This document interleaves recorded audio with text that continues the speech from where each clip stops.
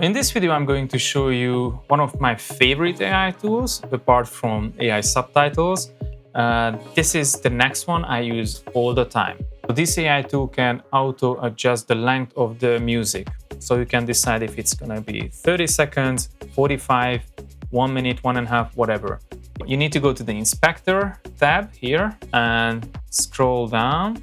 And there is an AI music editor. Let's turn this into a 1 minute, 10 seconds long.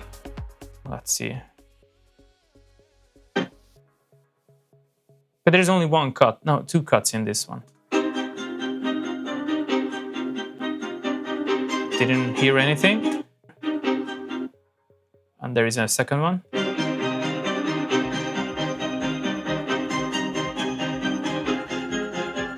I asked for 110, it finished it at 1.6. Maybe it will be a bit less, a bit more, because it depends on where you can cut it. But I think most of the cases I have a video that is like between 20 and 25 seconds, let's say. So then I have 5 seconds plus minus where I can decide where the music ends, and then I finish the video there.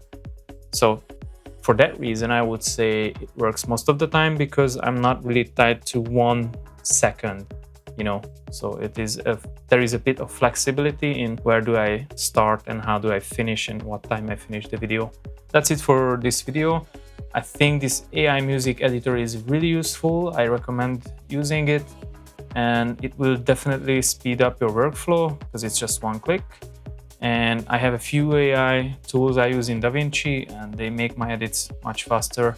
And I'm not saying they make it better necessarily, but they make it faster. And that's also sometimes the key, just to save time.